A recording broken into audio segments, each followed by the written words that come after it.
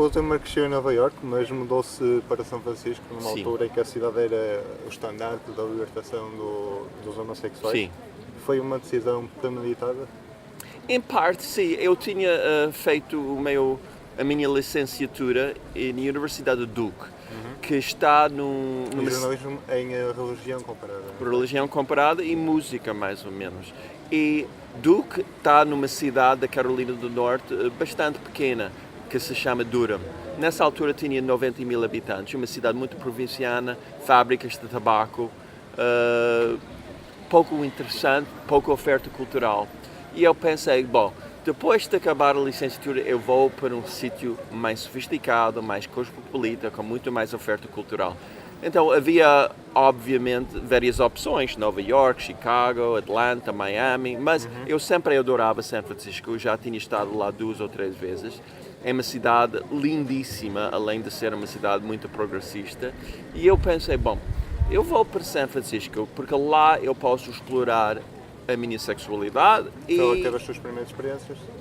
já, quando eu tive a primeira experiência, eu esperei tempo demais. Eu acho que tive a minha primeira experiência já aos 20 anos em Nova York. E depois disso várias outras experiências com mulheres, com homens, e como muita gente com as primeiras experiências eu achava que eu era muito desajeitado, não sabia lidar com o corpo e com outras pessoas. Harvey Milk era uma figura que o Zimmer Sim. admira. Sim, sim. Harvey eu conheci depois de mudar para a zona de São Francisco.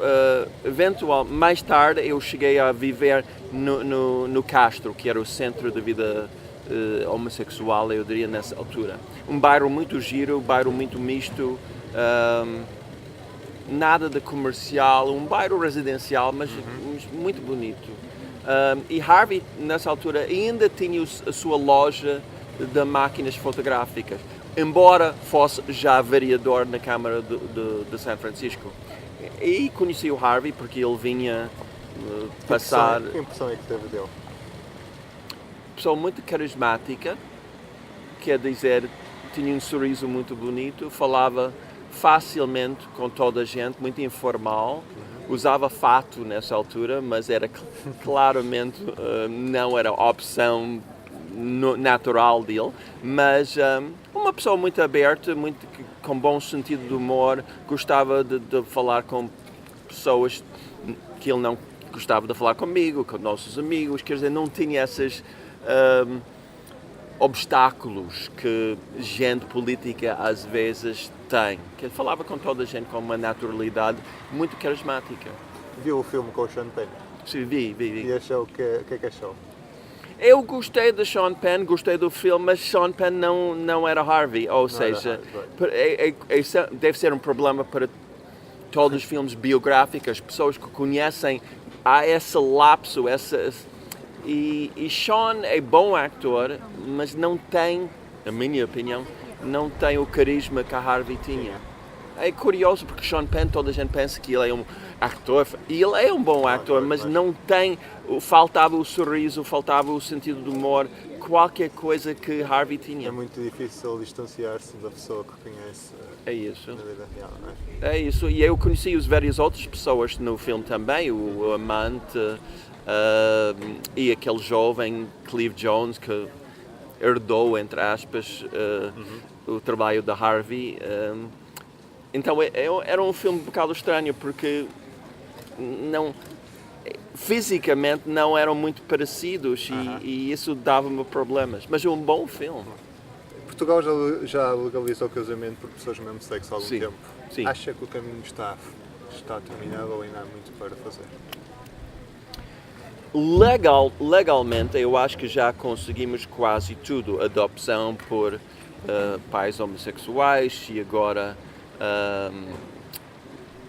mulheres têm essa possibilidade de, como é que se chama, reprodução medicamente assistida. Então, grande parte da batalha já está, felizmente, alcançada. Mas, em termos de relações sociais entre pessoas, eu acho que ainda há um estigma possivelmente nas zonas mais rurais. Quer dizer, é uma coisa aceitar casamento entre pessoas do mesmo sexo, é outra coisa um pai ou uma mãe aceitar o filho casar com outro rapaz ou a filha casar com outra rapariga. Isso vai levar mais tempo. Qual é a diferença da maneira como os americanos veem a homossexualidade em relação à visão dos portugueses? Os Estados Unidos são um país gigantesco e por isso existem variações e diferenças enormes conforme a geografia. É uma coisa ser homossexual em São Francisco, Nova York, Chicago, Minneapolis, Boston. É outro ser gay ou lésbica numa pequena zona rural da Carolina do Sul. Que é onde dizem que é a verdadeira América, não é um coração da América. Não sei se é a verdadeira América, mas é a América profunda, é a América mais tradicional, mais conservadora. E é difícil. Por isso, tradicionalmente, os homossexuais que cresceram naquelas zonas rurais mudaram. Aos 18 anos, 21 anos, mudaram para as zonas urbanas.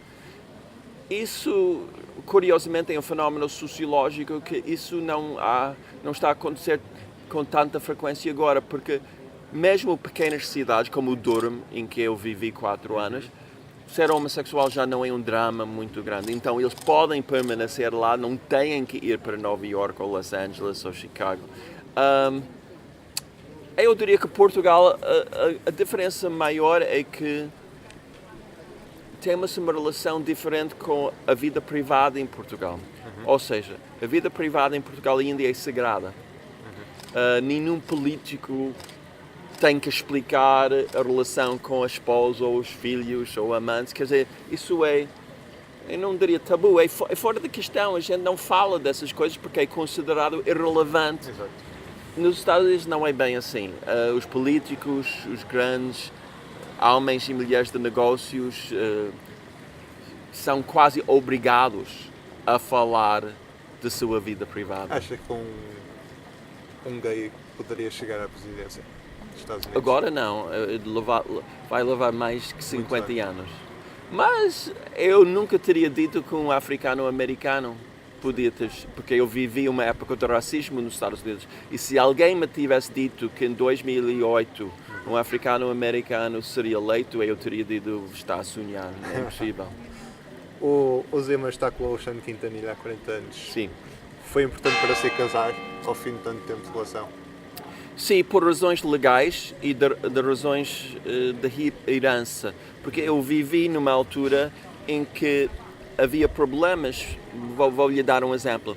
Quando a SIDA começou a matar pessoas nos Estados Unidos e outros sítios, evidentemente, às vezes os casais foram separados nos momentos mais difíceis, porque tradicionalmente nos hospitais só a família, entre aspas, pode visitar o paciente, o doente. Então havia situações, muitas situações, em que os seus parceiros, amantes, a pessoa mais importante na vida, não tinha direito a visitar a pessoa que estava a morrer no hospital. Isso era uma situação caricata, horrível, e nunca queríamos, eu e o Alexandre, passar por essa dificuldade. Segunda razão é simbólica. Acho que é bom, ainda falo da minha sexualidade, porquê? Porque eu sei que há jovens nos sítios rurais, em Portugal, França, Estados Unidos, que vão enfrentar dificuldades na vida e estão a pensar neste momento que têm que mudar para ser aceite na sua sociedade, com os pais, etc. E eu acho que eu posso ser útil a dizer que, bem, não é verdade. Uma pessoa pode ter uma vida realizada e satisfeita e feliz sendo homossexual, ou lésbica, ou heterossexual, ou metrosexual, quer dizer, tudo é possível hoje em dia. E quais os segredos para uma relação duradoura como aquela que tem com o Alexandre? Para mim, o segredo é o respeito. É muito fácil apaixonar-se por outra pessoa. Eu tenho amigos que se apaixonam de 2 em 2 semanas. Isso é facílimo para qualquer ser humano. De mais difícil é respeitar a opinião do outro, a independência do outro. E isso levou-me algum tempo, eu diria 4 ou 5 anos, para eu perceber o papel de respeito na nossa relação. E já considerou alguma vez adotar a criança? Sim, houve uma fase em que eu provavelmente teria gostado de dar uma criança. Eu sinto essa falta hoje em dia, mas o Alexandre não queria. E fazer sozinho era impensável. Pois. E agora é demasiado tarde. Tenho 60 anos, o Alexandre tem 71. Não seria justo adotar uma criança e ter pais com 80 e 90 anos. Não, isso não seria justo. Considera-se um defensor das minorias? Sim,